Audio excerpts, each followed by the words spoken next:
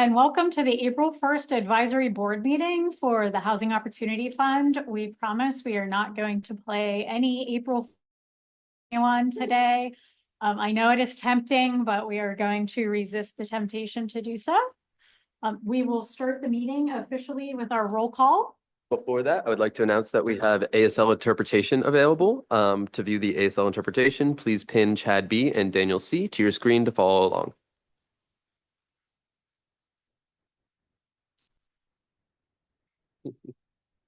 Lena Andrews is on her way. Darius Wallace. Present. Terrell Thomas. Tanika Harris. Present. Karen Garrett. Ellie Fisher. Present. Councilperson Jerome Jackson. Present. Deidre Washington. Rochelle Preston. Present. Alan Cisco. James Reed. Adrian Wanaha, present. I believe that Alan's also on his way. Yes. So we'll be looking for Alan and Lena to join us shortly.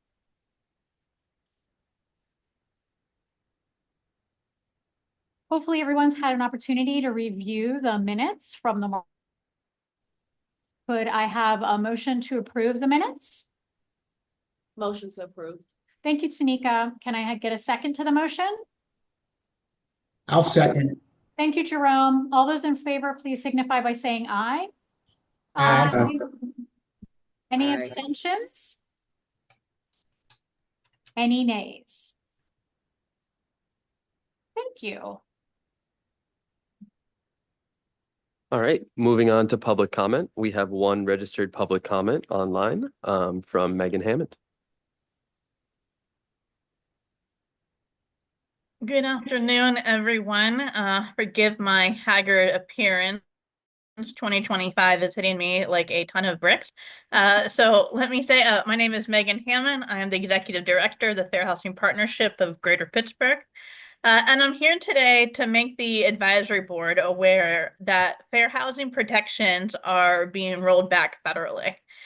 In the last couple of months, sexual orientation and gender identity are understood to no longer be jurisdictional within the HUD Fair Housing Administrative Complaint process. Additionally, the federal requirements for language access by recipients of federal funds have been rescinded. However, within Pittsburgh City Code, sexual orientation, gender identity, and language preferred are explicitly protected within housing. Additionally, the Housing Opportunity Fund has taken outstanding steps in recent years in ensuring that its programs are available with language translation to ensure that Pittsburgh newcomers have access to the HOF's programs. You may be aware that last week, Mayor Ed Gainey signed executive orders that requires recipients of city funds to certify their compliance with the city code's fair housing provisions, as well as to accept housing choice vouchers. And so I'm here today because my ask is for the advisory board to be mindful of the mayor's executive orders by including in its assessments of proposals for funding, whether the proposal is including the city's fair housing protections. This needs to happen at the city level, as it is not a given that of expectations on what reviews are occurring on the federal level. Additionally, moving forward, we can even consider additional fair housing lens in our evaluation of proposals to the HOF, such as the disability accessibility of a proposal for funds to ensure that our values in Pittsburgh remains in our housing, and even that we build on them and improve them, regardless of what's occurring elsewhere. So I thank you all for your commitment to fairness and fair housing within Pittsburgh's housing stock and affordable housing. Appreciate it all. Very timely comments that we certainly appreciate as we move into our work evaluating applications and also thinking about what 2025 is going to bring for the HOF overall. Great. I believe that concludes public comment, unless anybody would like to make one. moving on, we have some administrative updates from the URA team. So first of all, we have some new HOF Advisory Board members. We'd like to welcome Robert Helwig into the Fair Housing Advocate position and Becky Yago into the Financial Institution role. I believe they are both online. If you brief hello, you can. Otherwise, we just appreciate you coming to observe. Robert and Becky, would you like to introduce yourselves? Sure. Hey, everybody. I'm Rob Helwig. I'm presently a judicial law clerk for the Honorable Chelsea Wagner in the Allegheny County Court of Common Pleas. Judge Wagner is assigned to the housing court docket, so I have significant experience with landlord-tenant litigation at the appellate level. Just really happy to be here and serve with everyone. Thank you. Thank you, Rob. We appreciate that so much. Hi, I'm Becky Yago. I work at Dollar Bank. I'm in commercial real estate. I do a lot of the affordable housing lending here. I'm very familiar with a portion of what Housing Opportunity Fund. I also sit on the real estate advisory board for the URA. So I see a lot of the deals that come through here with HOF funds. Great. Thank you, Becky. Glad to have you aboard. Thank you. All right. Moving on, we have two announcements about our two of our programs. First, the Homeowners Assistance Program, HAP. We all know was just open for a month for applications. That has since closed since we have hit far over the maximum of applications that we're going to be able to approve. And if you come to me. Yeah, a quick comment on, hi, it's Kiana Wassler, Chief Housing Officer. Quick comment on the HAP applications, just for the awareness of the advisory board.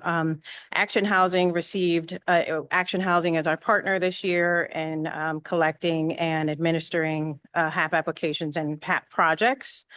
947 applications were received. It was the final count. 370 of those applications were below 30% AMI, which is an interesting number. So I just wanted to let you know we've received approximately 950 applications, serve about 75 people with this round, but we'll get to those final numbers and we can give a final, report back to the advisory board with that information next month. We will be alerting folks who will be receiving the funds by the end of April. So we're working with Action Housing, a lot of coordination going on to get to that final number and to get those final receipt folks alerted to their award.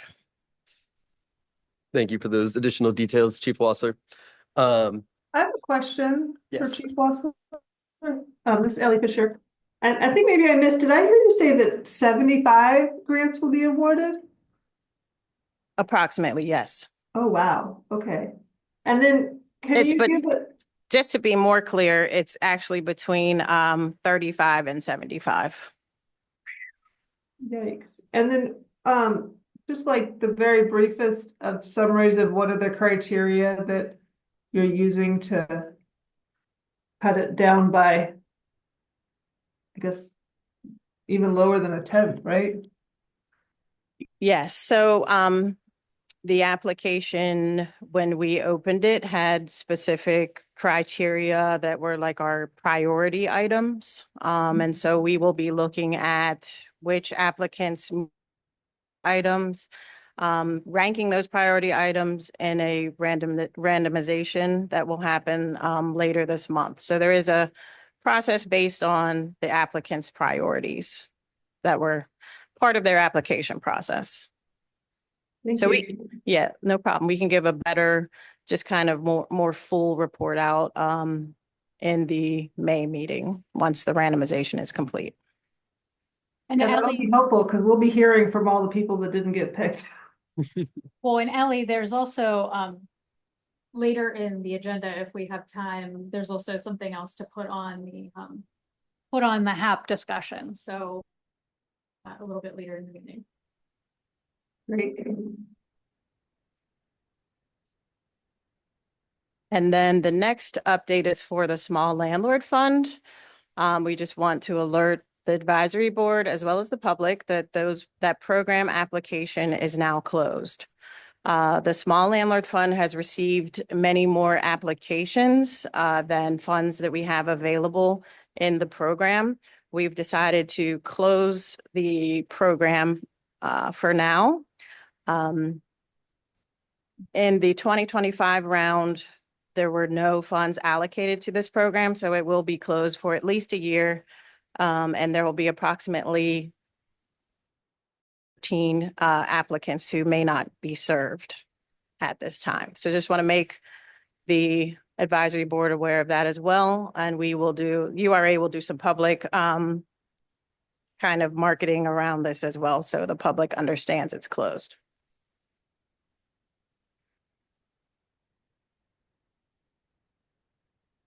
So a quick question. So how many applications did you say we'll be able to service? How many will we not be able to service? Yeah, I didn't hear the number. I didn't know if it was how many we were going to service or how many we were not able to service. So I didn't hear that. Not able to service approximately 13. 13. Okay. Thank you.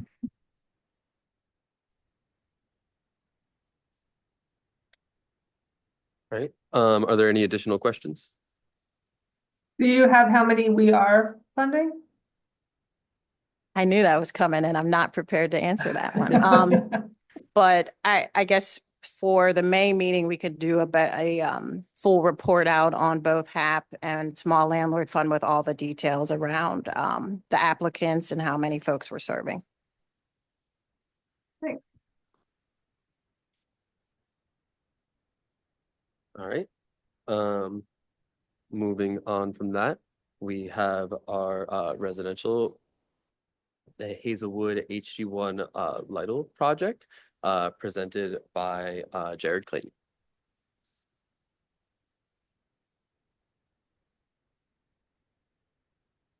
Hello.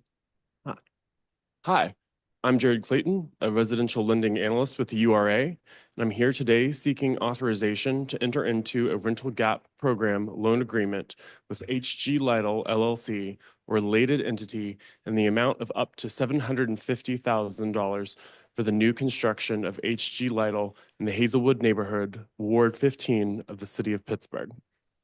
Next slide. This new construction of a 50-unit multifamily apartment complex is being developed by Trek as part of the initiative. It will consist of 33 one-bedroom units and 17 two-bedroom units with an assortment of 20% to 60% AMI. I've got the full breakdown on the slide if you want specifics. 25 of these 40 affordable units will have project-based vouchers that have been set at 110% of the small area fair market rent. In addition, there are 6 units that meet UFAS accessibility, with an additional 2 units for tenants with vision and hearing accessibility needs.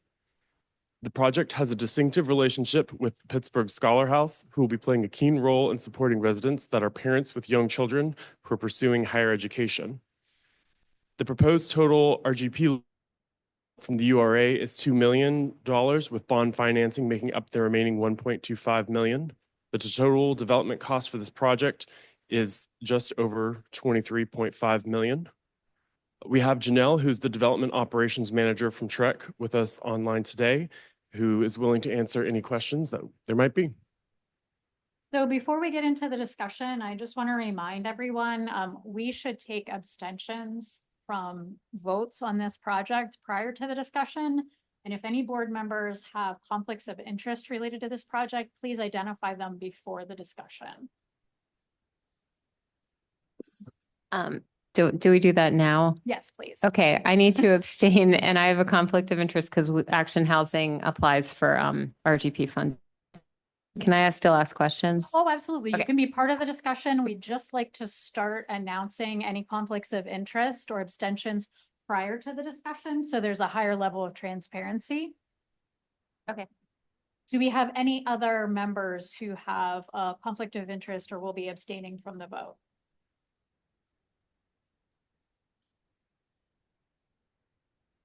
Right. So questions, comments, concerns, comments from the developer? We can take those now. Hi, everyone. I'm Janelle with Trek. I'll just add a few notes. Jared, thanks for your description and introduction there. In addition to, he mentioned the partnership that we have with Pittsburgh Scholar House, which we're really excited to be offering. It feels like a really great synergy with kind of university placement there at Hazelwood Green with Pitt and CMU presence. So we're excited for that partnership. We've also met with Hazelwood Initiative a number of times during the process, and we'll be including a neighborhood preference, a residency preference for these units as well, because that's been a top concern of residents throughout the Hazelwood development process, the Hazelwood Green process, ensuring that there's not displacement that's a result of ongoing development here. So happy to address any other questions. I have two questions, and one is probably really easy. In the packet here, it says the requested amount is 750,000, but it's 2 million in URA funds. So is that Sorry, so yeah, so that would be 750,000 of HOF funding. Okay. The rest would come from bond financing. So with this one, we were kind of, wanting to be sure we were transparent about the full amount of the RGP loan. Okay. But then specifically what's going to be HOF versus what is bond funded. Okay, that's super helpful. And Janelle, I wonder if you could talk a little bit more about relationship with Scholar House and sort of what's different about this project. I was thinking a lot about transportation because it's kind of far from most of the kind of institutes of higher education in Pittsburgh. Are there like shuttles or any sort of thinking about how to get people back and forth and that, or childcare, like that kind of stuff? So that would all be coming from Pittsburgh Scholar House. So we would be providing the housing component. We have the project-based vouchers that will be paired with those 13 set-aside units for participants. And then it would really be Scholar House kind of connecting additional services that are needed for childcare. We have bus service that comes through Hazelwood Green there. I don't know that there would be additional transportation that they would be offering as far as like vans or something like that. But that will be like kind of ongoing discussions with Scholar House. Okay, thank you. And what else is planned like immediately around the building, since it's kind of a blank canvas that you're working with there? Right.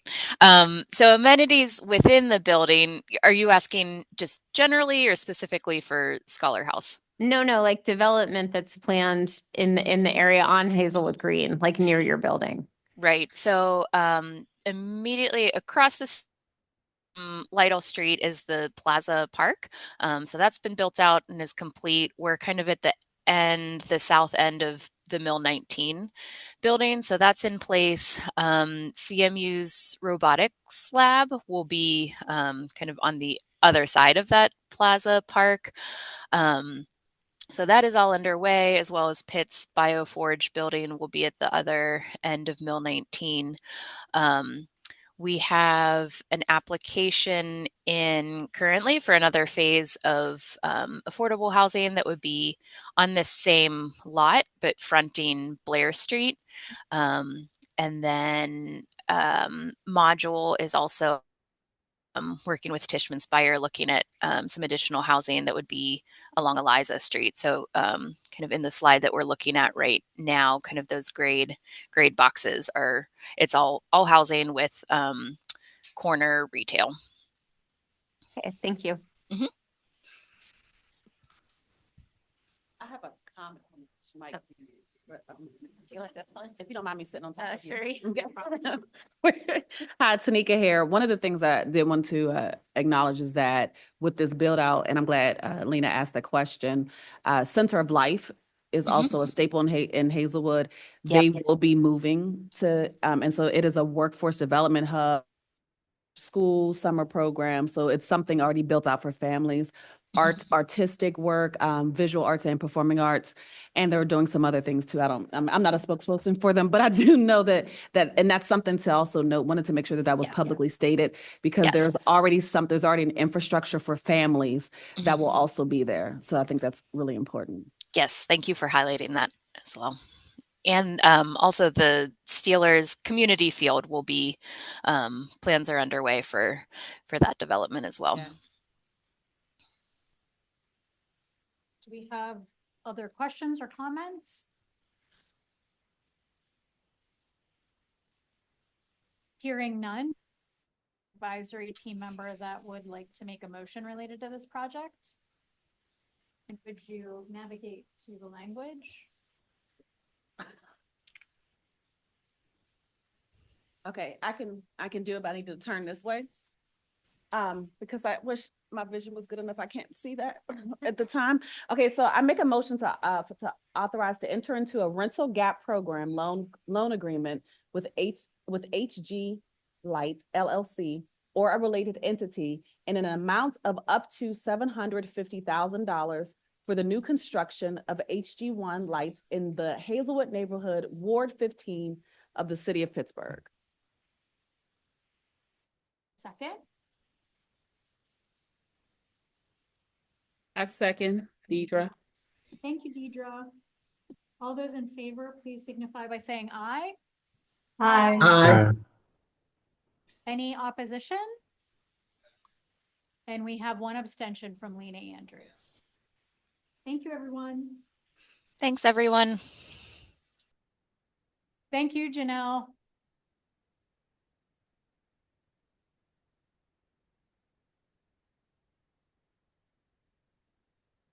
All right, so now we're going to talk about the demonstration dollars. So we have our first two applications from PCSI and the Department of Human Services. Also have the application has been filled out. Hopefully folks are able to, see that. You have seen that online. We're going to take a look at that application again, and we're also going to talk about. Yep. Absolutely. So first we're going to start with the demonstration program emergency applications, and we want to start first with the Pittsburgh Community Services Inc.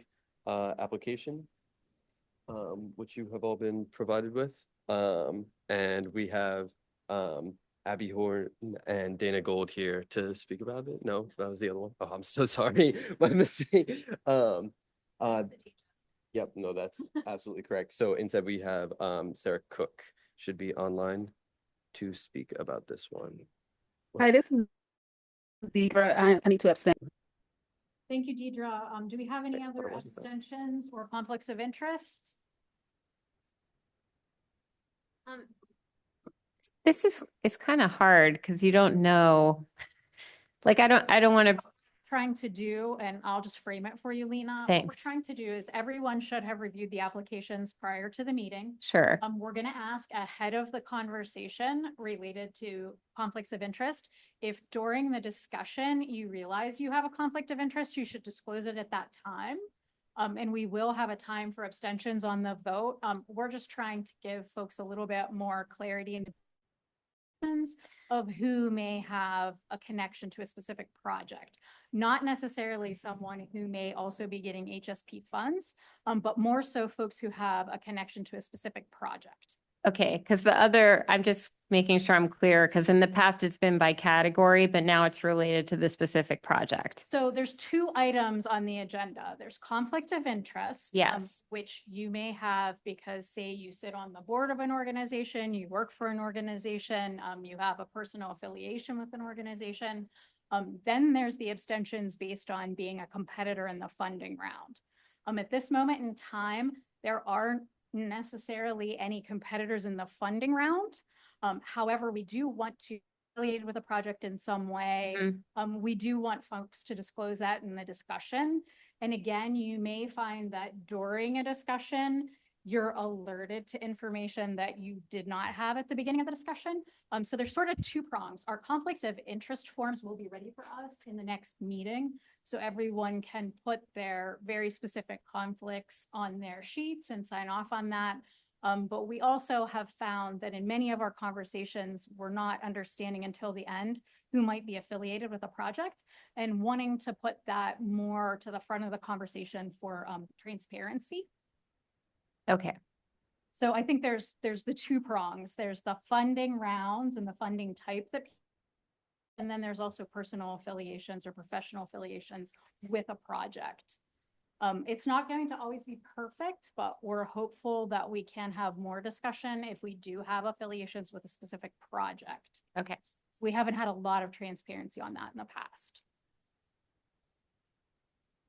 But thank you to Deidre for disclosing she does have a conflict of some sort in this particular discussion. And we can get started with the application. Hopefully folks had an opportunity to review. Yes, and I'm going to do a quick introduction and then we'll turn it over to the representatives here. So first of all, this application from Pittsburgh Community Service for $50,000 of the Emergent Demonstration Dollars funds. They are requesting this money in order to support rental households that are struggling to pay rent or need help paying their first month's rent to get into safe and secure affordable housing. They are targeting specifically families with children under 18 and seniors on fixed income. If you would like to introduce yourselves and sort of explain some more about the program that you're proposing. Absolutely. Good afternoon. My name is Sarah Cook. I am the Executive Director of PCSI. I've been in my role for about 10 months, and I'm particularly pleased to be here and meeting some of you whom I've already met in my time in the role. And I'm also joined by LaToya Johnson, our Case Manager Coordinator at PCSI. I was very excited to have the opportunity to prepare this grant proposal for the URA. As you know, there are major concerns around continuing to support funding that we derive primarily from federal sources. And so some of our flexible funds we're unable to use at this time. These are funds that we use to support folks who are enrolled in our case management programs who call us with need to maintain their housing or to find safe and secure rental housing as detailed in the application. I have a couple updated numbers for you. In the time since I submitted March 18th, we've received additional calls. So over the period during this pause that we've placed on our rental assistance program, we've received over 60 inquiries from City of Pittsburgh residents. That doesn't count folks who also live in the county. And we see folks asking for help all across the city. The most representative neighborhoods are those from the Hill District, Hilltop, Northside, Hazelwood. And we've had requests from $154 needed to move from a rat-infested unit to folks who need a lot more assistance than that, over $9,000 of support. We have people with eviction notices, people wanting a fresh start in a new apartment, people who are also sick and lost hours of employment. Interestingly, just to see if we could help pitch in with a rent payment. So there are some folks who are eligible for our services and some folks who aren't. But in our application, we prioritize those households with children and people on fixed income. We receive a lot of calls from those. And interestingly, I just read a study that was supported by, I believe, by the Harvard Kennedy School and using data from Allegheny County DHS. And it suggested that financial assistance for rental issues are most effective in households with young children. And so we believe that this target population is an incredible priority, not only for our services and for our children's well-being, but is also a really effective use of dollars. As described in the application, and LaToya can answer more questions about this program in detail, we'd pay first month or back. We have proposed not to pay more than $800 total. We often use a step down or a parallel payment approach so that the tenant that we're assisting will continue to chip away, if you will, at their back rent while we match those payments. We talk to landlords and arrange a payment plan that both the landlord and the renter agrees to. LaToya and the team of case managers have built really strong relationships with many landlords and have an ability to discuss these arrangements in terms that make sense to both parties. So her experience and efficacy is really important in having a program like this work. I believe we have requested that $800, as I said, would be our maximum rental amount. With that, we would serve up to 55 households, again, folks with children and seniors on fixed income. And all of the households that we served would be under 50% of AMI. So with that, I will hand it back to the chair. Thank you for allowing us the time. Thank you. Do we have questions, comments from our advisory board members? Yeah, I have a And lot. Deidre, please feel free to come into the conversation, even though you've disclosed a conflict. That does not mean we don't want to hear your thinking as well. First of all, thank you, Ms. Cook and Latoya. I know you, Sarah, you just got here. I'm with Catapult Greater Pittsburgh. Very fond of the work here.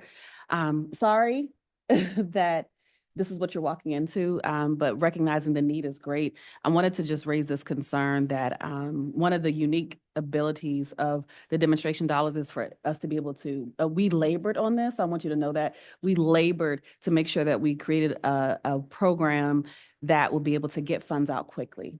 Now, even with that, because it is government funding, you're aware of that, there's still going to be a law. And I just wanted to know that even if funding doesn't go out to you for 4 weeks, is that going to be detrimental to these individuals? Do you have a fronting source that you can utilize?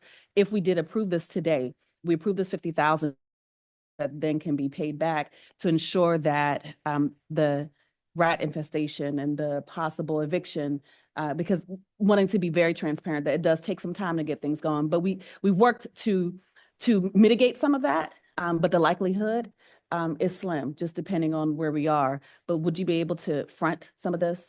We do have unrestricted funds, and just quickly to explain how we're handling these 60 folks, our amazing intake person, Joanne Lewis, has contacted all of these households again, checks in, and when we aren't able to help with rental assistance currently, we often are able to provide them with support via LIHEAP or utility assistance programs. Again, for many folks, it's the same pot of money.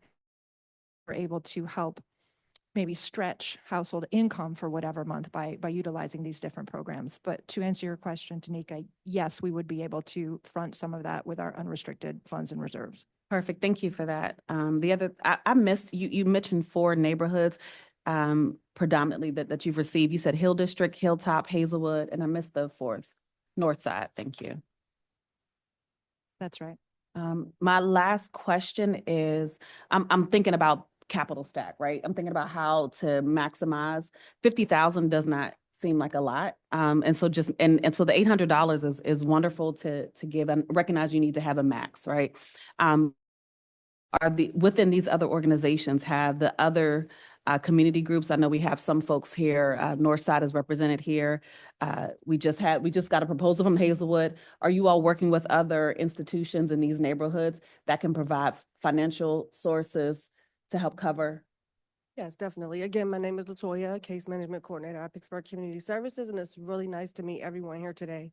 But yes, we do have relationships with other organizations where we kind of all pitch in together. So although $800 may not be enough for some people, if you, let's just say, owe $2,000, we partner with other organizations. So if everyone is pitching in a portion, and then we take the good faith payment from the resident in their housing longer.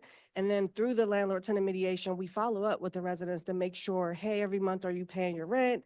Are there any issues that you're experiencing? And then we also bring them in for trainings and workshops too, for budgeting, financial literacy, and just things of that nature. And again, like Sarah reached on when we talk about helping with utilities and other things that they may be struggling with, or on-site food pantry can help stretch those dollars. So if they don't have to spend it there, then they're able to spend that on rent.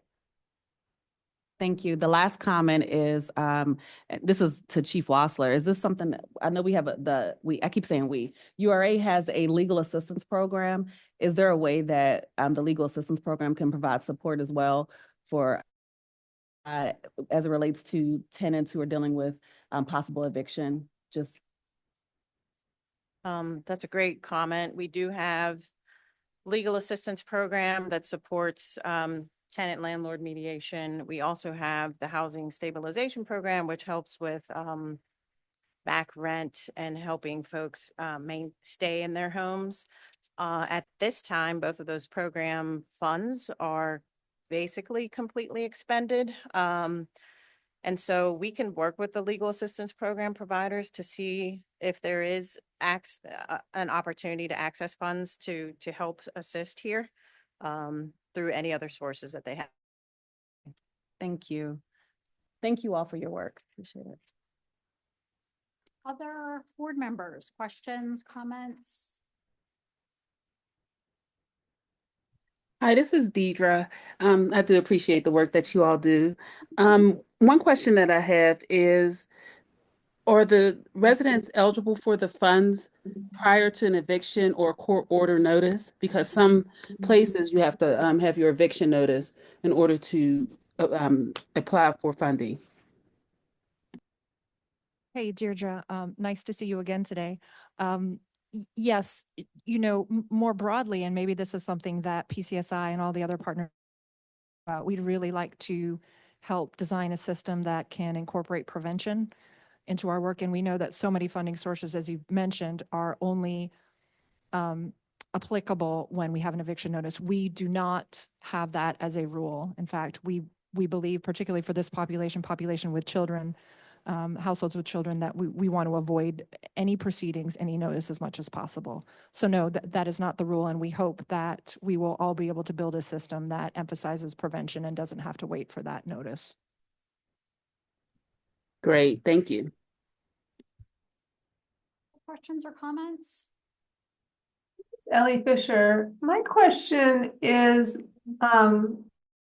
if you could please talk about how you believe this falls under the emergency piece. It seems to me that this is a constant need that we all know is so necessary in the city.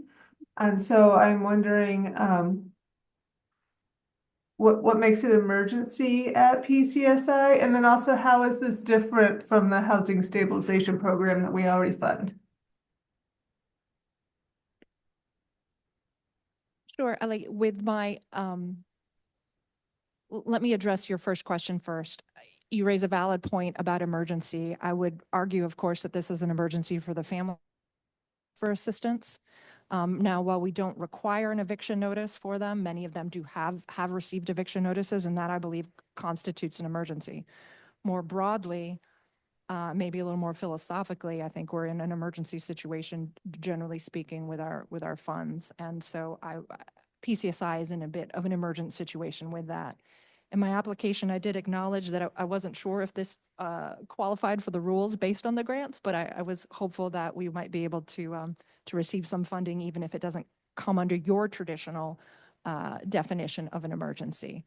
So that would be my answer to the first part of your question. For the second part, for the HSP, familiar with the workings of that program? We can actually speak to that. So Ellie, when we had started the conversation a little bit earlier, I had mentioned related to HAP.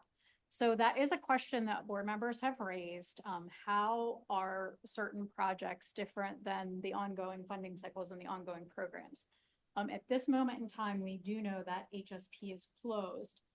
However, we do have the opportunity to discuss whether or not we think a most effective strategy is funding needs for the housing stabilization program through the demonstration dollars, or redeploying other dollars that are accessible to folks sort of across the system. I think that's the program where we know that the HAP program closes regularly as well. And typically we have 10 times more requests than we have dollars to support. So I do think that that is, part of the conversation. And I'm just gonna take 1 second to do just a little analogy. For many, many years, each shelter program applied for food assistance separately. And what ended up happening with that was a lot of folks got very small awards. We changed strategies in Allegheny County to fund the food bank system so that each organization could get more resources out of a collective pool. So I do think philosophically for us as the board, we do need to talk about which strategy really is for the folks that you're talking about. Is it an expansion of the system overall so that, we can serve more people through the infrastructure we already have? Or is it individual organizations? Because to your point, we're all in that place in this moment in time where there isn't enough for everyone. So I do think that's something for us to grapple with. And I'm wondering if board members have thoughts on that. Yeah, I always have a thought. So, You have thoughts, whether or not you're going to share them is. yeah, when you see me leaning more towards the mic, you know, I'm ready. So Ellie, I wanted to, I know that was, this was something we were talking about. We were creating the whole emergent and emergency funding, and I may be biased, but I'm looking at the application, and in the application, it states that the priority, we're focusing on two types of households who are struggling: children under 18, so households with children under 18, and households with seniors on fixed income. And these are some of our most vulnerable human beings. And if I don't, I wrote a few things down as you were talking, Ms. Cook, related to there's rat infestation.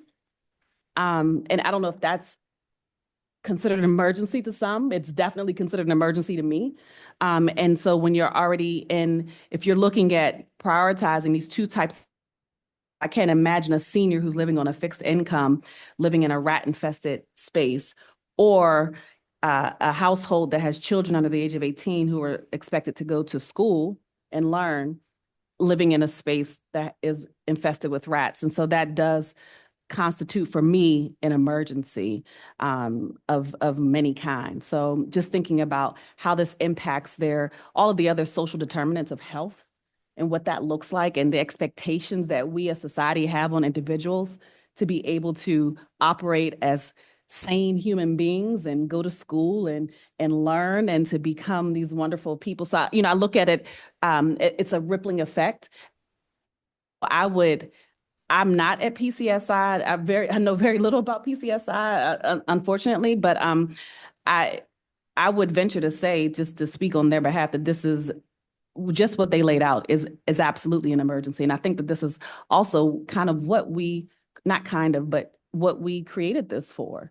We created this fund to be able to address these types of things and to be able to have these kinds of conversations in this setting. So like, this is great, so I hope you don't feel like we're interrogating you at all. Please don't. Okay, good. Because you all are the first. You are the first. You're the first. And we knew that we knew that this application was not going to be perfect, but we also knew we could not afford for us to wait to get a perfect application together, because the needs are great and they're going to grow even greater.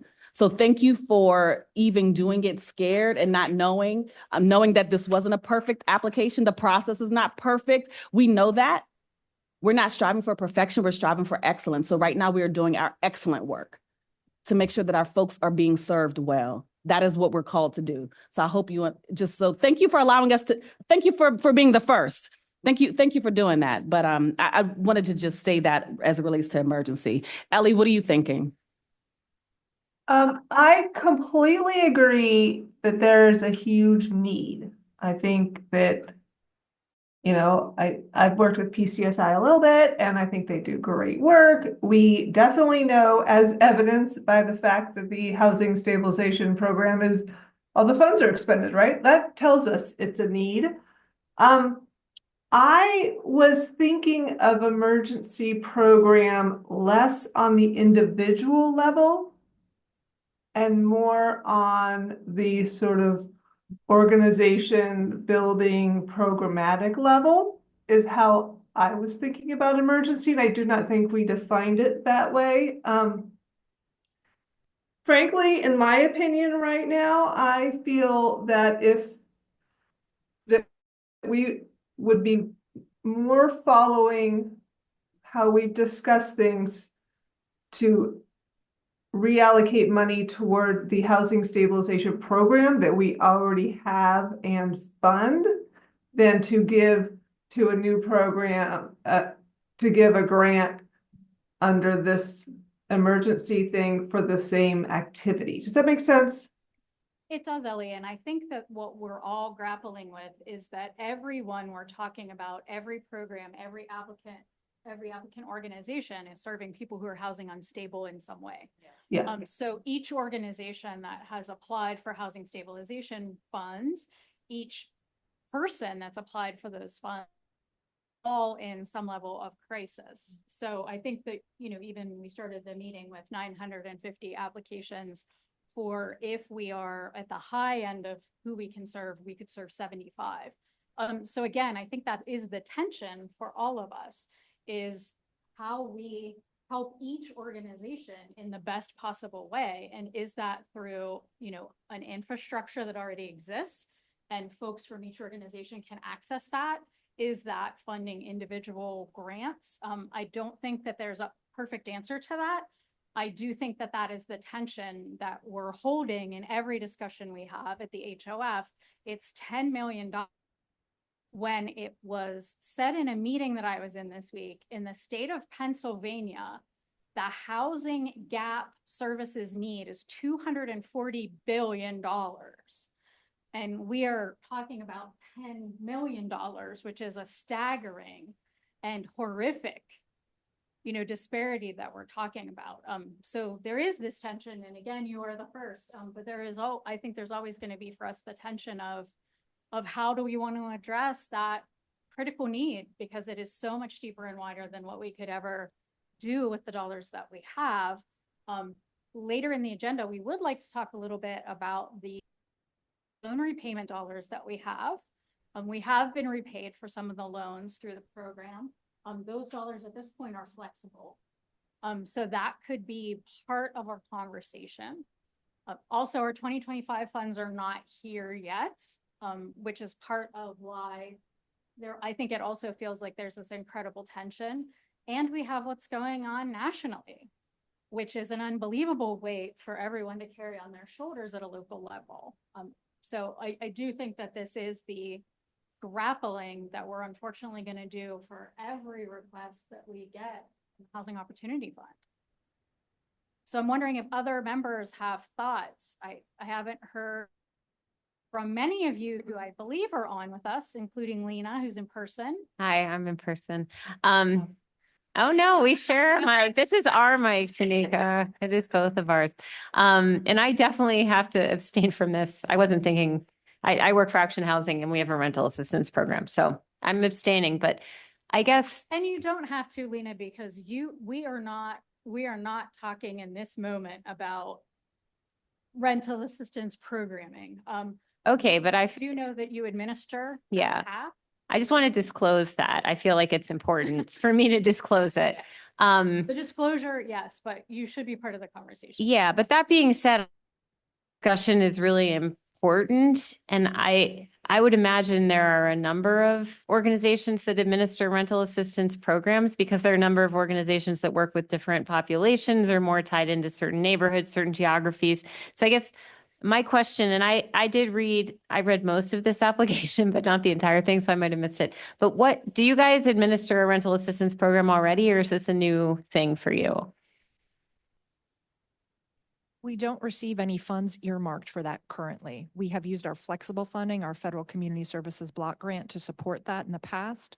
Okay. And I think that, as many of the other organizations here at the table have done, we really emerged COVID era when there were so many funds available to try to recalibrate what an appropriate rental assistance program looks like, and we're coupling it with, again, case management, employment supports, and so on. Okay, but you have the ability to get the payments out the door to the participants and monitor for fraud and do all of that kind of stuff. Okay.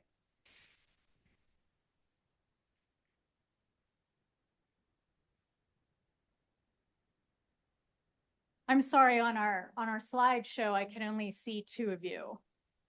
So I don't know, Jerome, I know that you're here with us. I don't know if Alan did join us.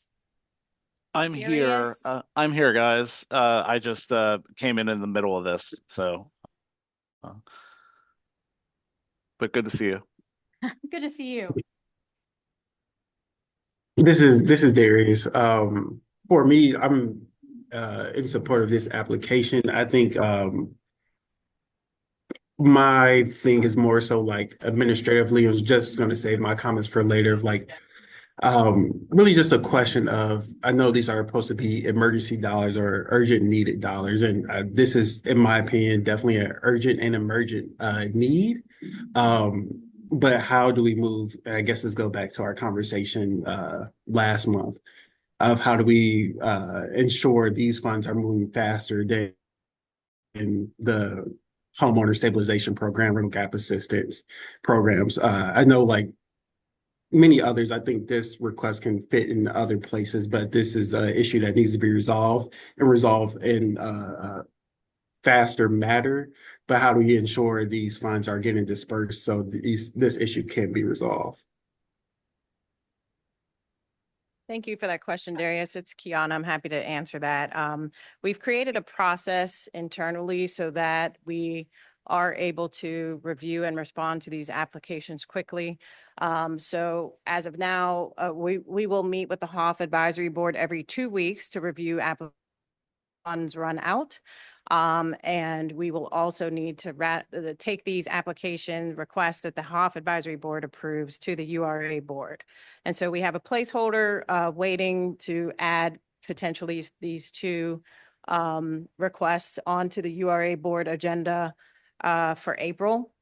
And once they get approved at the URA board next week, if they go through today, we will start the process to immediately get them into our payment system, make sure we have all the backup information we need, and get those funds out to them, hopefully within 4 weeks. 4 weeks, but I think it could be. Does that answer your question, Darius? I think if you think about the HOF advisory funds generally, the 2025 allocation, we can't request it from the city until late April, early May. We will have to enter into a cooperation agreement with the city, which could take 4 to 6 weeks once we request the funds.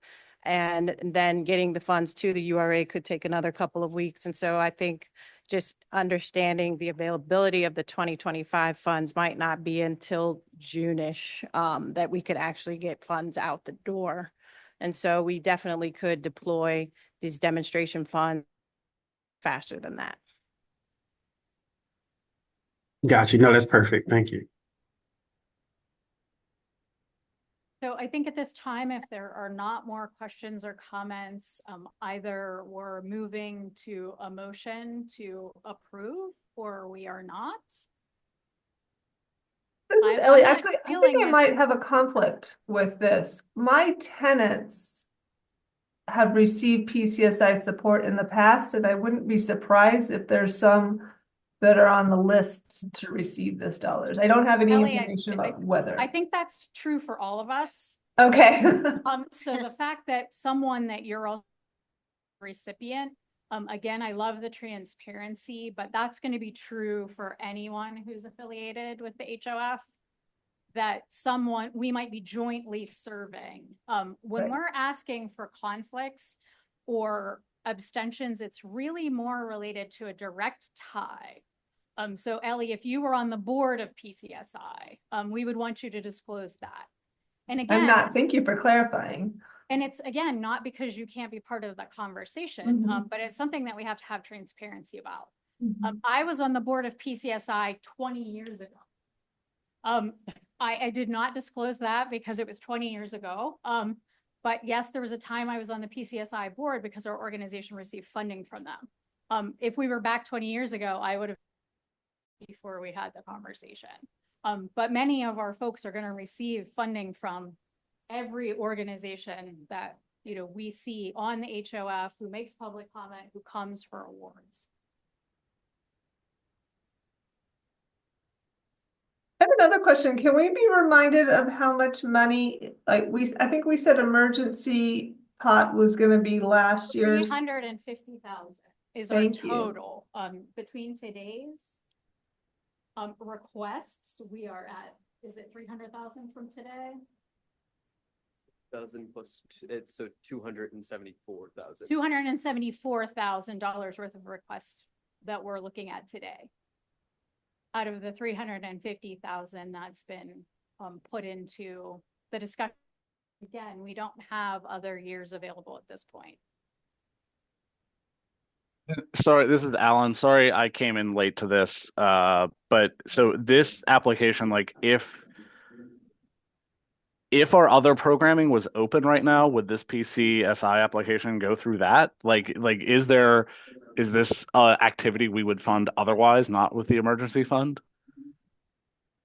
So the HSP program had been competitive for organizations. And at this time, it's actually going through one entity. It's become part of the Department of Human Services budget, which then went through the entity that they chose for their assistance program, which is Action Housing. Got it. So we are funding this activity already. Like the HOF is funding this activity already, just not the organization requesting, like with this emergency request. Correct. And the HSP program has already outstripped the funding that was allocated. So Of course. There was a waiting list, and we're waiting for $25. Yeah. I guess my instinct, and again, I'm sorry to come in halfway if this was already discussed, but we have a large discussion annually about that prioritizes and negotiates these competing priorities about how much of the $10 million to allocate to what thing. And so my sense is that we had this conversation and we allocated the money we should allocate for this activity in that process. And this feels sort of I don't know, shortchanging that a little bit to me. Thank you, Alan. So do we, again, I'm going to call for either a motion to be made, or I think that we are not moving forward with this application. On the advisory that would like to make a motion to move this particular application forward. I am hearing, again, this tension of every organization and every person out there. We want to serve to the best of our ability, but there is a tension on the resources. And I am continuing to hear that. And thank you to everyone, because we want to serve everybody. I mean, if I could get rid of that person's rat infestation right now, I would do that. And I think we all would. So, this is grappling with a new process. So thank you, everybody, for participating actively. So this is Tanika. I would like to make a motion to approve. So Eric helped me out with language. I know there's nothing on there, but so I'm going to say I'll make a motion to approve demonstration dollars to be released to PCSI of $50,000 to provide support under the emergency and urgent need line item. Do we have a second to that motion? A second. Darius seconds. All those in favor, please signify by saying aye. Aye. Aye. Aye.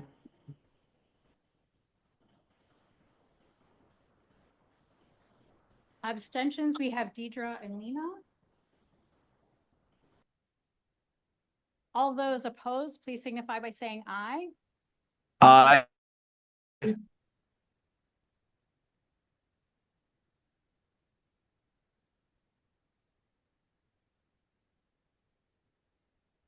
Had this issue before. We have a tie. Did everyone vote? Everyone that is a, Can we do a roll call vote? we sure can. We're going to do a roll call vote. If I could get the roll call back up, just to make sure.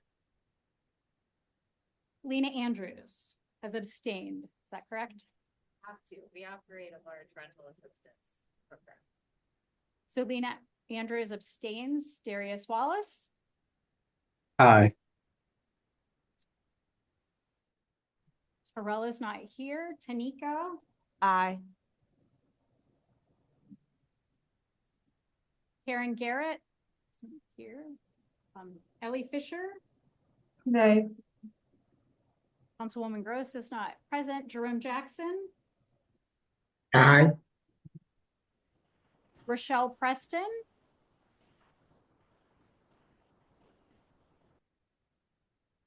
Rochelle, are you still with us? I'm going to hold on Rochelle for a moment. Alan Cisco, No. James Reed is not with us. Adrian Wanaha, I'm also.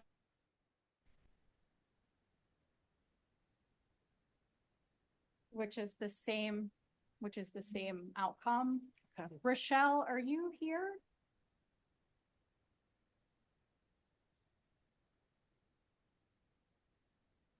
Deb is here. Yeah, Deb. Deb is here. Councilwoman Gross? Are you with us? Oh, thank you. Councilwoman Gross, have you been listening to the discussion? Are you prepared to make a vote?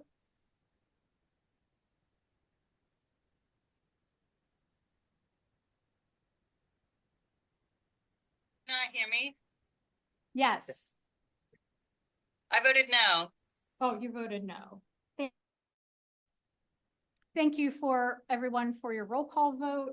It appears at this time that we are not going to be funding this application, but that does not mean that there might not be opportunities going forward. And I think we would all commit to keeping this application in our minds and in the forefront. So if we are going to be, making any decisions about additional funds into the rental assistance component of what we're doing, that we could bring this back to the table.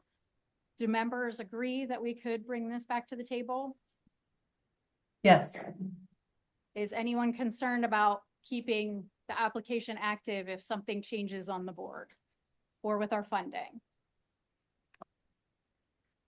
There's no issues? Great. Well, we will keep this active. Thank you for coming and commentary on the value of the work that you do. That is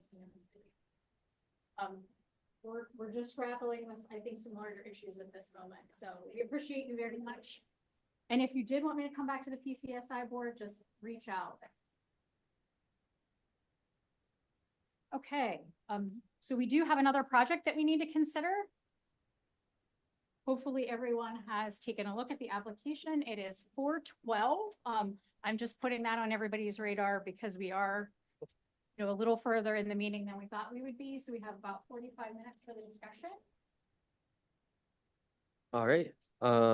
So our next and final application today for the Emergency Fund is from the Allegheny County Department of Human Services in the amount of $224,000. The purpose of this funding is to help fund resettlement agencies which have lost their funding following the stop work order from the federal government for immigrants and refugees coming to the city of Pittsburgh and the surrounding area. They typically were giving $3,000 per client, which provided for up to 2 months rent plus security deposits, furniture and furnishings, and costs for essentials such as state IDs, utilities, cell phone service, transportation, and seasonal clothing. We have, excuse me, not going to mess this up twice. Online, we have Abby Horn and Dana Gold that will be able to talk more about this application. Well, hi, everyone. Abby Horn with Allegheny County Department of Human Services. Sorry, I'm not down there with you. I'm just a block away. I'll kick us off, and then I think Dana really will be able to talk in much more detail about the work that they and the other two resettlement agencies do.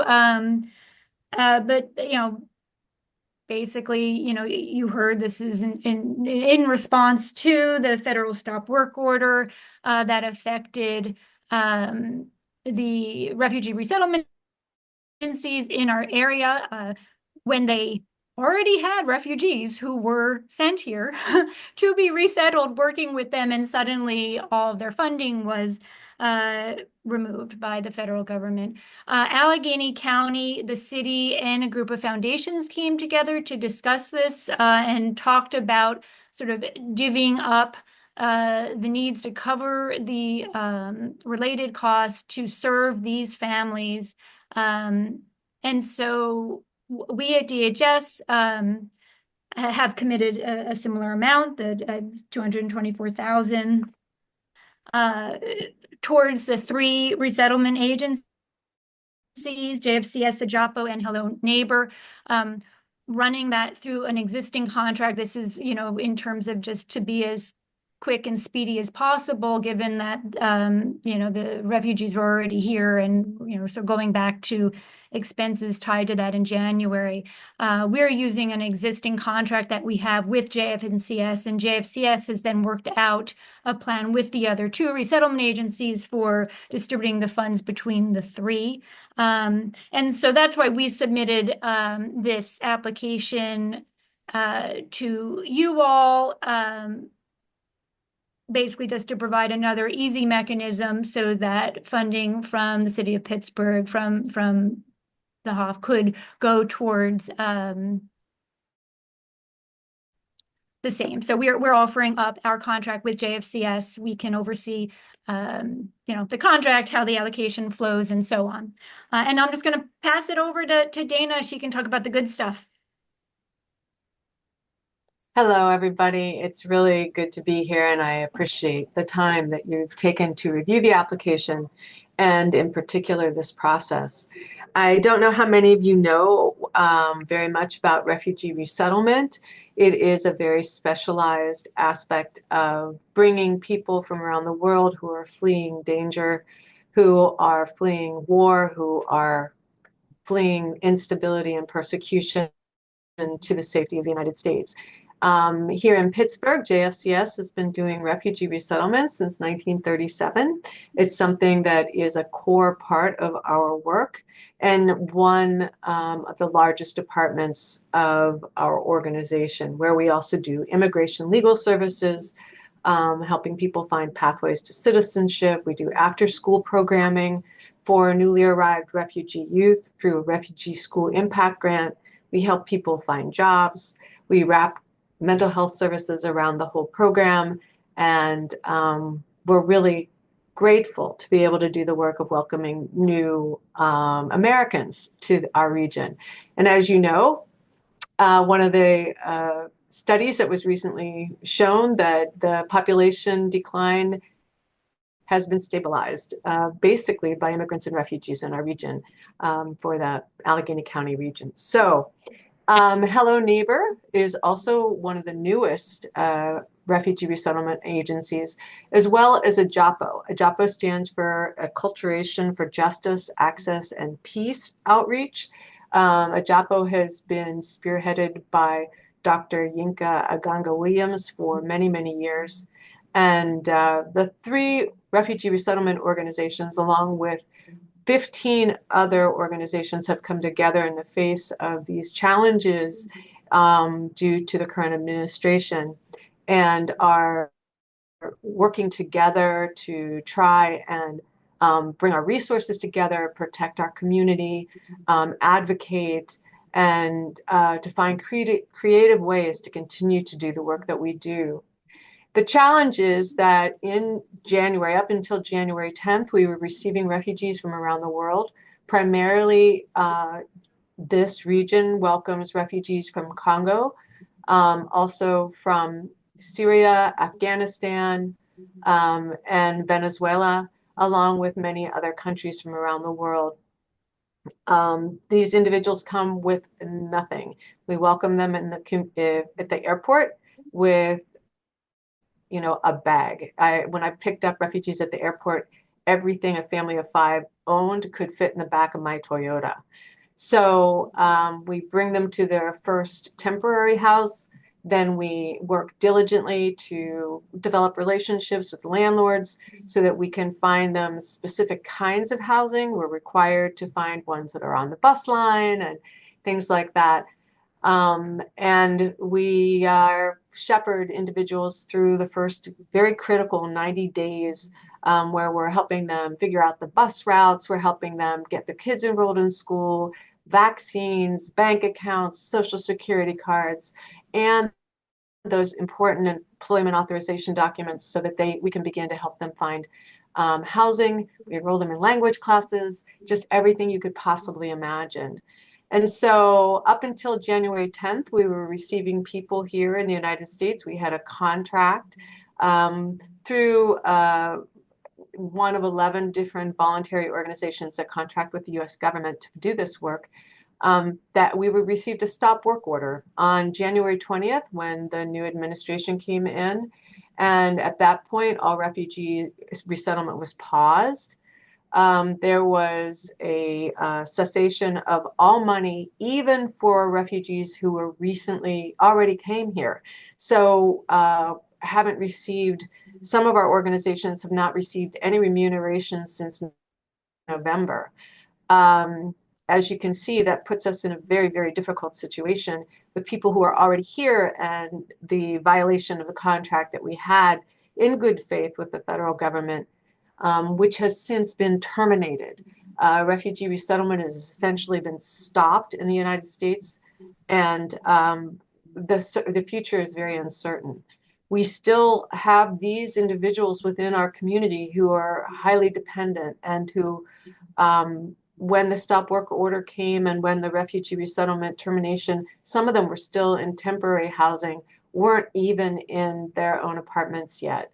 Families, some as large as 10 and 12 people, people with huge vulnerabilities like cerebral palsy, and other challenges that they have to overcome in their new lives here in the United States.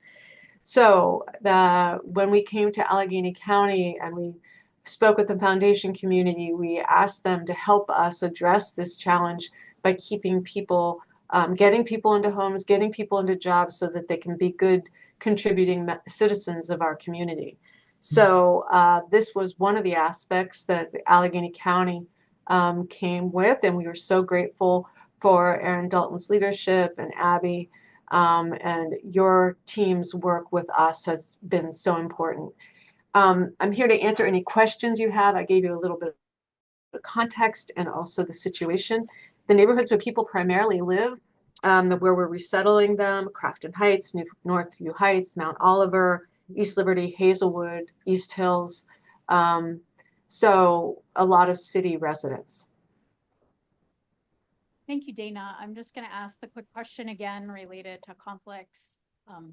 I am just going to disclose I am on the board of the branch, which is the old Jewish Residential Services and the Sally Levin Clubhouse. That organization is funded by the Jewish Federation of Greater Pittsburgh. The Jewish Family and Children's Services also receives funding from that. Two organizations are not the same. They don't collaborate, and it's not the same group of folks being served. But I did want to disclose that as, full transparency. Does anyone else have a disclosure that they might need to make at this time related to an affiliation with DHS or any of the three organizations that are the resettlement agencies in question? I'm laughing. I'm like, all of us. I'm pretty sure most of us have an affiliation with DHS, but I was going to say that Tanika Harris, Catapult Greater Pittsburgh, we are actually working with Ms. Horn from DHS related to, we are receiving funding from them, so I'm going to abstain. For resettlement? No, DHS. So just general DHS funding across But the board. specifically, I'm working with Abby Horn. Yes. I'm just trying to figure out if it's resettlement related, that it would be in the same. It's not resettlement related, but we're in the process of it, and I just Okay. don't want That's my, perfect. yeah, Thank because you. it hasn't finished, and I know Councilwoman Grossi, are you still on? So I just want to be very clear to make sure that our council reps understand how we are following the code of conduct. I am here. Perfect. Is there anyone else that needs to make a disclosure? This is Ellie Fisher. I'll disclose that we accept refugees from JFCS and are working with them currently. Are you housing folks? You providing services? Housing. Okay, great. Thank you. I don't know if we get a lot of funding from DHS. It's not for resettlement, but I'll just disclose that. Thank you. And we're going to count on everybody to abstain as they feel that their connections are the deepest with certain, programs or choices that we're making. I don't think that we can, delineate how deep you are if we don't, deeply understand what your contracts are. So I'll trust that everybody can do that. Thank you for the disclosures. Thoughts, questions, clarifications from DHS staff? Does anybody have? Yeah, I have a question. I guess I'm trying to understand the budget that was submitted. So I guess I'm under uses. I'm not understanding like the 72,000, the 480,000, 120,000, how those relate to the sources of the 224,000 in each, down each column. And they're all adding up to 672, but not understanding what that breakout is at the on the right side of the budget. Dana, do you want me to, or do you want to? Well, I can say that the right side of the budget, so each of the different organizations are a different size. So at that period of time in new arrivals, there were 24 clients from a JAPO times 3,000 would mean that they needed $72,000. And that, same with Hello Neighbor, 480, JFCS 120. So that's where the total need came from. Okay. And then the 224 split three ways was the foundations, Allegheny County and the HOP. Okay, thank you. You're welcome. So I do have a question. So there was the stop work order, understand deeply. So something that we've asked in the past related to demonstration dollars is if funding were to emerge after we give the award, would there be, the possibility of funds coming back to recycle into the demonstration program in order to serve additional folks? If that was what was required, we could do that for certain. Again, that's a theoretical, but that actually was something that had come up in prior years when we were making demo dollar decisions.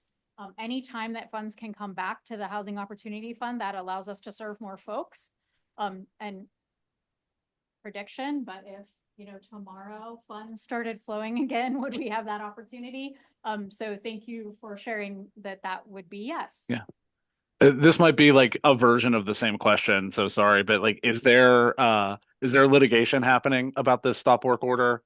Like, is there lawsuits happening? Like, what's the current state of this? At this point, there is still litigation taking place. The Trump administration was found to be operating in a way that was not consistent with the law. And it's a way of saying it, sure. Well, and they've been asked to comply, and there is not compliance at this point in time. They're also saying that they must pay us, but they are scrutinizing, is the word they said, irregularities. And there is we have no idea what's going to happen. We're all in a dizzying era of change and flux. So yeah, thanks for that. And I think that just sort of informs my thoughts about how likely it is that that you guys would be made whole sometime in the future by the contract that you actually have with the federal government. Like, that feels like a coin flip at best to me. But yeah, so thanks for shedding some light on that. So I've encountered a few families who are impacted by this situation, and it is devastating. And what's hard is that a lot of the affordable housing programs that exist have so many rules attached to them that it's very hard to help refugees. Refugees don't have secure income for the next 12 months. They don't all have a credit history that's really clear. Like, it's really hard to just make the system that we have in the United States work for them. Meanwhile, they're here, they have immediate needs, and they've been through so much, and it is heartbreaking. And to me, this is a true emergency situation, and the stories that I've heard, I get emotional just thinking about them. Yeah. So I feel this is a really good use of our funds. And yeah, if the money comes through and we can get repaid, that's fine. But these people have needs right now. They need housing, they need food, they need a place to live. And there's not a substitute source for it. And it is leveraged through the county, and hopefully foundations will step up. But it's so awful. I really am embarrassed for the country. I'm sorry, but thank you. And we're so fortunate to be in this community of very generous individuals, foundations, and a responsive local government. We just stand out across the nation for the way in which our community, our city, our county is responding. It is unique. And so, saying thank you you know, to the people who house our refugees, who allow us to co-sign their leases, who understand when we have to, you know, help them a little bit through their stumbles and resteps. But Pittsburgh is a special place. So Deidre, Rochelle, Councilperson Gross, are there thoughts that you would like to bring forward in that discussion? I'm supportive, and this is Councilwoman Gross. I'm supportive.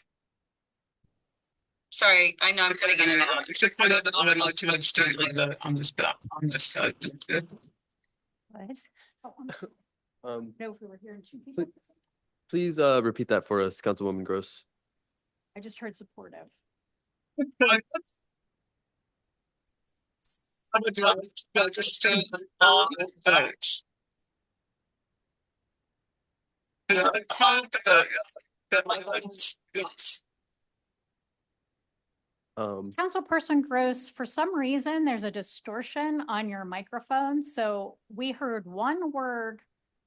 Well, I heard three. I'm supportive, but then there was I'm not sure if you want to retry. I don't think there's any way for us to get her on another or get anyone on another vehicle if others are having trouble. I don't know if that's just her. She could put her comments in the chat. I don't think there is a chat. Hello? They can't hear you. Yeah, it's on now. Okay. I fixed I have it. been doing this. Hello, can you hear me now? Yes. Yay. I don't want to be on camera. I am voting yes on this bill. I am supportive. And I would like to register an I vote. I know you haven't called the vote, but my vote is yes. Oh, okay. Well, thank you. Thank you. Thank you for getting back on. Are there others? Again, I know Rochelle is with us and Deidre's with us. I don't want to miss any comments. This is Ellie Fisher. I am definitely supportive of this. I would like to ask if, like, we were really clear that we wanted this just to be for housing related. So could we do the same grant amount, but just support more individuals only paying for the rent and furnishings? I don't know if that like does materially changes it or not. You know how we said like I thought that's it all has it to be was. like housing related and not ancillary? Abby, there's enough money if the three entities support it to kind of have the money cover the stuff it needs to restrictions wise. Yeah. So Dana, we just have to set it up so you don't invoice like 3,000 by person, but actually have folks invoicing by cost. So we could make sure that rental costs all go against the city funds, right? As opposed to, you know, I don't know, a staffing cost that maybe doesn't. That's fine on my end. Dana, did you have any concerns about making that work? No, I think we could do that. I'm not sure, you know, I can't speak for all three of the organizations because we all have different systems, but I think we can do that. It should be fine. And, you know, this doesn't pay staff costs. We're doing this work without getting remunerated for our staffing. This is just for housing and, you know, furnishings. Yeah, so I think that there's three bullets there's rent and security deposits, there's furniture and furnishings, and then there's costs for essentials. So there's three different buckets that are listed in the grant, which is what Ellie is responding to. So if Ellie, say for example, you supported this particular application, you could suggest in your motion the parameters of it's just used for direct housing related cost. And that's the case for any of these applications when we receive them. We have changed the awards slightly from what was requested in the past for some applications. So again, you know, this is a new piece in the demonstration dollars think as the board, we do have that opportunity to say that we would fund a specific request and remove certain items as items that the HOF would not want to consider funding. Is that correct, Kiana? I believe that's correct. That is correct. We have done that in the past, particularly kind of during allocation time. I will say at this point, we do not have a breakout of how the funds will be used based on those three categories: rental, furnishing and assistance, and then cost of essentials. Right now, our budget that we received for the application only breaks out the total costs per agency. And so I'm not sure if DHS can provide that additional information, or if the advisory board would want to have a breakout in that way. I personally feel like the intent is enough, because way more than a third of this is going to be spent on the rent and the security deposit. But that's my opinion. I agree. I see heads shaking that the intent is appropriate. If folks are comfortable with that, and we would want to put any deviations into the motion, you know, so that we're very clear, because that will be the formal commentary from the advisory board that will go to the URA. I don't want to make it harder to use, you know? And just I a agree. reminder to the board members, demonstration dollars are meant to be flexible. They don't have to fund projects or programs in the same way that we traditionally fund through HOF. And so even though this may be a part of this request may not be something we typically fund, demonstration dollars are meant to be flexible. So just like with the last conversation, there is a tension here, and we may have different opinions on this particular funding, the elements that are in it. Whomever, if someone does want to make a motion related to the request, please state that as clearly as you can, and then we would use that for discussion if there is, you know, a disconnect with other members, you know, strong feelings. So I think the conversation has died down. Do we have someone that would like to make a motion related to this particular application? I'd like to make a motion. Can I make a motion to approve this application as written? So $224,000 to DHS for the refugee resettlement program as applied for. I'll second. And I just want to put forward that both members who have made a motion and seconded did disclose that they do receive funds from the Department of Human Services and may have clients in their housing programs that are come through the resettlement program. So we do have a motion and a second. So are there any direct abstentions aside from Tanika?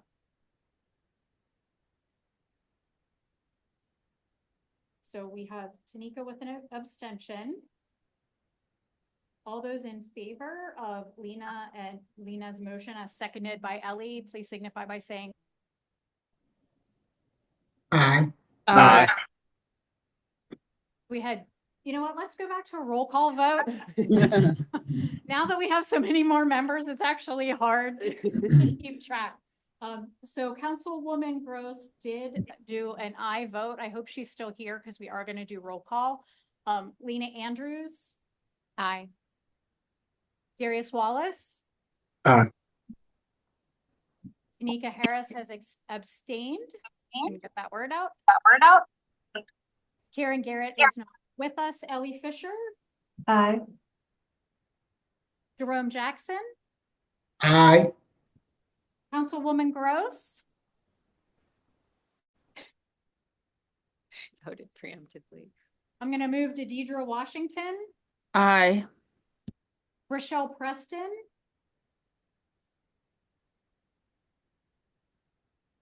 I think Rochelle may have dropped off the call. Alan Cisco. Aye. James Reed is not with us today. Adrian Wanaha. I'm actually going to abstain from this vote. Upon second consideration, I'm just going to go ahead and abstain, just related to, you know, the relationship I do have in the Jewish Federation. I'm going to go ahead and do that. So the ayes. We didn't have anybody with a nay vote. Rochelle Preston, I'm just going to come back to you really quickly in case you're there. Rochelle. And Councilwoman Gross, I know you did give an aye vote preemptively, but I am coming back to you just in case. Okay, well, that was, the ayes have it. So the motion is carried. Just to our DHS friends here, we're not restricting your use, but to the extent possible, if costs can be hard housing costs, that's a fantastic alignment. But there were no restrictions carried. So thank you, DHS, for bringing this to us. Is there anything additional that anybody would like to say related to this particular part of the agenda? So this was hard. Now that we've actually gone through the process, I think that it may be beneficial to us at the HOF to do a little bit more due diligence before these come forward. Maybe there's more information that we can gather. I'm just feeling like maybe there was more information I would have liked to have had for today. Are others feeling that, or is that just me? Have something to say. So no, I have some my spirit is uptight right now because I'm trying to understand a world that we live in where individuals who are living here who are hurting were not given the same consideration from this board for a $50,000 grant. And there was so much discussion over a $50,000 grant and very little discussion over a grant for $224,000. And my spirit is vexed. So that's why I believe that the application is doing what we wanted it to do. We did not want it to be lengthy. We didn't want to have to go through it. As soon as the URA received it, they sent it to us. Had time to go over it. It's not a lot to go over, but that's whatever you're feeling, like that, the trepidation that's what I have. And if I didn't abstain, I would have been in favor of both today. And I'm actually embarrassed right now to be on the HOF board, to know that we publicly just turned down a drop in a bucket that could save so many lives. And I guess it's also part because I lived in poverty. I grew up in poverty, and I know what it's like to live with rats. Like, I know what it's like to have to go to school with others who did not have the same access that I had. And I had to endure that. The beautiful thing about having so many different types of people on the HOF board, because we bring different perspectives. And where I value the relationships I've had with everyone here, but my spirit is absolutely vexed. I'm literally trying to figure out how we can get $50,000, not we HOF, but we Catapult and other people in my network, where we can get some money to them. Because where we had an opportunity to do that, we turned it down. And I'm embarrassed. I'm ashamed. And I'm really trying to figure out what to do with that right now. Well, thank you for Tanika, this is Deidre. I feel the same. The discussion, I had to abstain because I have worked with them in the past and I work with them now as a independent contractor. And just the questioning of how the money was to be spent, and I don't know. I feel the same. Yeah, I'm definitely in the same boat as you both. I like both applications are set out to do the exact same thing, and one is considerably lower than the other, and that got voted down. So I just hope like we can learn from this and come to like some agreement on criteria of like what are we actually set out to do with these funds, because the first application was we shouldn't do this with these demonstration dollars, and the second application was we should absolutely do this. And I think everybody, at least I speak for myself and echo Tanika, like I would have voted yes in both instances. But how do we have a split vote in one instance and consensus on another, and the application is essentially the exact same? Yeah, I think, you know, and I voted yes for both, but I think it's the process because so many people have to abstain on the first one who would have voted yes for it. So I think in this instance, it's the process. So I know that abstaining and people, being sure, but yeah, the process, in my opinion, during these votes is what caused that. And I think we need to really look at that. Having people abstaining and those kinds of things, like we really need to look at the validity of that and the impact well, we know we just saw the impact of that just now in the vote. We saw the impact of having people abstain from voting. We just witnessed the impact. I don't think that it was the abstaining that caused that, because the second application didn't have any nays. So Oh, well, I guess what I was also saying was that those who had to abstain would have probably voted yes, but I just think I believe it was the process, but I understand, Deidre, what you're saying as well. There were no nays in this. I get that. So thank you to everybody for sharing. We were going to talk about the application process again today. We're down to about 14 minutes. So I just want to remind everyone that one of the things that we wanted to talk today about was these additional funds. So, folks brought concerns about HSP overall and everyone having access to rental assistance. There is a possibility of us having funds that we can reallocate. And hoped to be able to do that today at today's meeting. And also, kept the application for our first applicant on the table. So in the hopes that as we moved through the meeting, we would be revisiting scoring guides and other items. And again, that's why I made the comment of I feel like I needed more today. I would have liked to have had the discussion about how we reallocate dollars to HSP. And how organizations access that. We did not to do that today. That does not mean we can't do that going forward. Revisit the applications that we got, how we decision made, what our thinking is. Again, for me, one of the key things throughout my career is how can we get the access out in the broadest way? HSP flies out of here. It flies out of the HOF. HAP flies out. Are we using those funds the way we should be? Are we creating access points the way we should be? I think that's all on the table. And I also wanted to talk to all of you about a retreat so we could have more philosophical conversations more deeply with each other. And what are our priorities? How are we funding? How are we hearing about organizations? This is not a perfect advisory, as many of the advisories are not.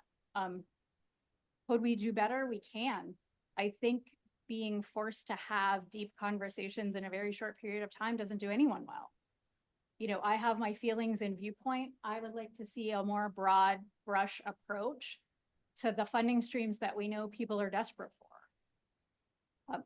That is my personal opinion. I'd like to see how we could, in a coordinated way, for all votes, how that is interpreted in each individual conversation for each of us, I think is really tough. So we have sort of exhausted all but 10 minutes of our conversation today. So that really leaves us with the HOF repay balance to talk about. What are we going to do with the small landlord fund, which is now being used in a way that it wasn't before? How are we looking at the homeowner assistance program? How are we holding on till we get 2025 funds? how are we going to approach the rest of the demo dollar funds and then launch into the innovation conversation? I'm not sure how the board would like to approach the rest of today's agenda. If you would like to approach the rest of the agenda at all. I would ask the URA if there's anything if there's something pressing that needs to be discussed with the HOF board, I would yield to you all. We're happy to hold off on having the conversation around the innovation application and scoring guide, the demo innovation funds, because they're 2025 funds, will not be accessible until June later. And so we're happy to hold off on that conversation. I think we're getting some great feedback from the advisory board based on the emergency conversation, and we can maybe go back and even think through innovation a little more deeply, and how we could get the best applications before you all to review. So if you don't mind, we'll maybe go to the next, just quickly go over the state of the HOF report, and that will maybe cover some of the fund balances that you wanted to talk about. And then if there's any questions from there, we're happy to answer them. So. Can I just jump in and say thank you? First of all, this is Dana Gold again, and I appreciate the really difficult decisions you made. And I was in listening to that first deliberation, that the system that we live in forces us to choose between who is more worthy of the limited dollars that we're giving is just so wrong. And I hope that we do get the money back so that we can give it back, so that your good work can continue past what you've done today. So thank you, and I'll jump off now. Thank you, Dana. This is Deidre, and I understand what you're saying, but it didn't have to be a choice. It wasn't one can get it and the other don't. I don't know. We had the opportunity to help people from our communities, the Hill, Hilltop, Hazelwood, and the North Side, as well as there's no one more worthy or more in need than the other. Both are facing their own challenges. And I just wonder how we look at it. Because I think sometimes we look at the people in our communities as, oh, they have everything and they can get help somewhere else, or you can help them another way, or they don't deserve it. And I don't know. It's just, it has me feeling a little heavy too. Well, a lot.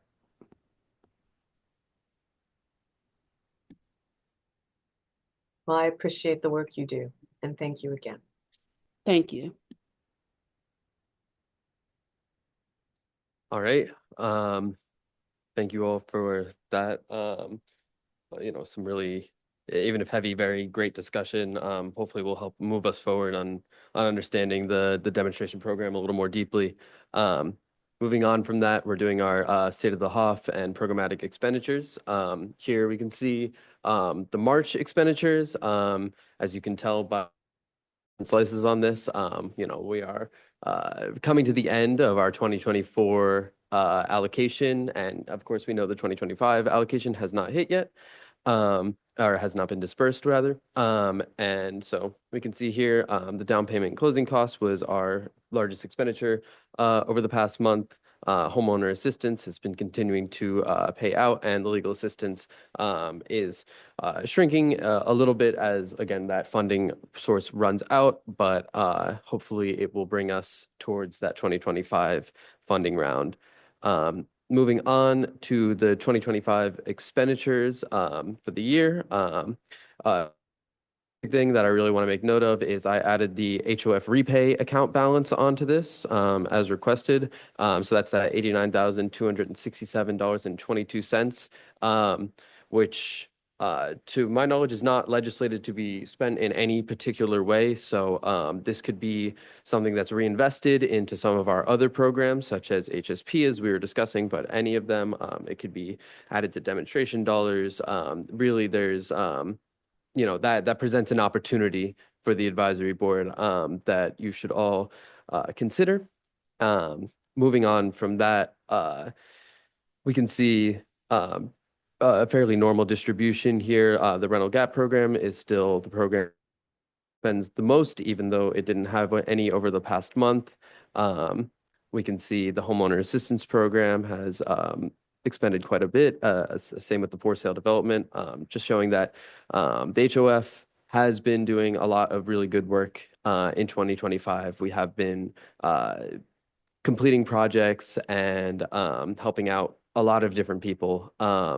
With that legal assistance, 96,000, that represents a lot of different people that have been helped. Down payment and closing costs, 137,000. You have to think the maximum loan is 7,500. So that's also a lot of people. So I encourage the advisory board to not lose sight of all the good that we are able to do, even if we do not always hit every mark that we are looking for. Moving on, this is some new information that I am bringing you. This is a breakdown of our 2024 HAP, the Homeowners Assistance Program, and the Down Payment and Closing Cost Assistance Program projects. You can see how much we were able to do. We have 95 HAP projects that we were able to complete in the 2024 fiscal year, and for the down payment and closing costs, you can see that we were well over 100. So again, hopefully this will help you understand how these programs, expenditures look through, or sort of project completions look throughout the year, and all the work that we have. And then finally, I have the allocation, expenditure, commitment, and total balance chart. I've taken that 2018 to 2021 and condensed it, so hopefully it's a little more readable for you all. And yeah, that just has all the balances here. And yeah, I'm sure advisory board, you may have questions, comments about any of this. Please, I'd like to open it up now.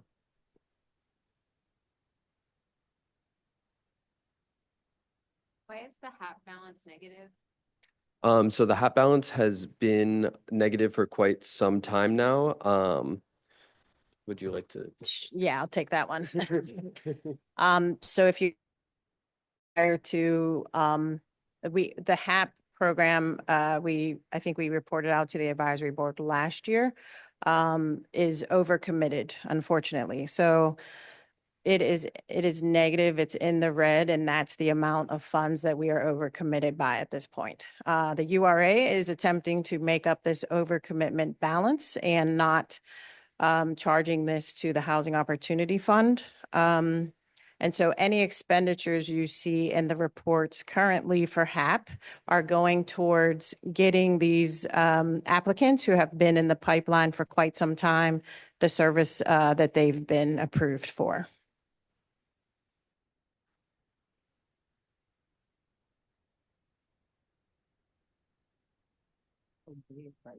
Are there questions or clarifications on any of the fiscal details?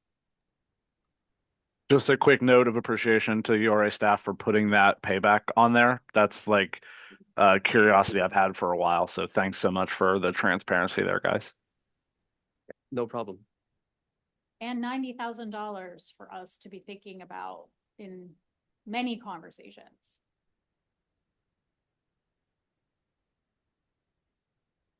Other thoughts, questions, clarification? Question.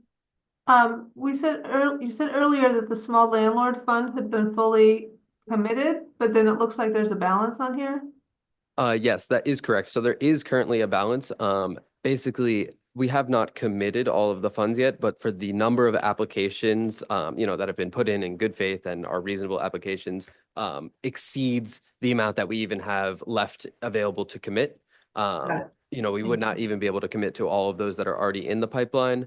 So that's why we're closing it for applications, because we have on good authority to say that we will not be able to accept once we finish processing all of the ones that we have currently. And the lab program is not closed down per se. Yes, that is correct. So the legal assistance program functions a little bit differently than some of the most, or I guess any of the other programs, in that we provide the funding to the legal organizations sort of in advance, and they sort of pay down from there. So we don't hold on to any of that money, even though it is not all spent yet, if that makes sense. Is that correct? Is that not correct? No, just a quick clarification there. We spend down with the legal assistance program as they invoice us. It's HSP that we give up and then spend down. And so legal assistance is not fully spent down yet. I'm sure they're close to it, or we may have invoices waiting to be spent out of this source. But yeah. But they had other funding streams. They have many other funding streams and other URA streams that are not HOF as well. So I know there was a question earlier about how the LAP program can assist organizations, and they're not closed. No, the program is not closed. So if anyone needs lawyer of the day, legal mediation for the landlord and tenant issues, the legal assistance is open and accessible to them. And there's a contact number on the URA's website on our housing section.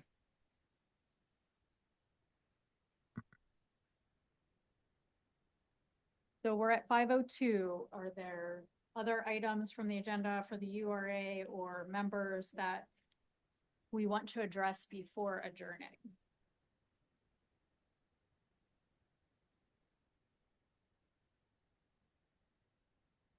Our next meeting is May 6th from 3 to 5. There's many things to sort of push forward from the agenda. We'll make sure that folks get materials out, that folks can be thinking about those items that we need to address in the next meeting. There is the possibility of in 2 weeks for us to be convened for a conversation on demonstration projects if applications are received. So please keep that date hold on your calendar, and we will alert you if there are applications. Have you had anyone, Eric and Kiana, that has let you know that they're going to put an application in? No, I'm not sure about you, Chief Wassler. Since receiving these two, I have had no additional word, but that doesn't mean we won't get any. Yeah, no word for me. So folks from the Housing Justice Table had indicated that they had a project of I'm not sure what the timeline was for them, but they did reach out for additional links to the website this week.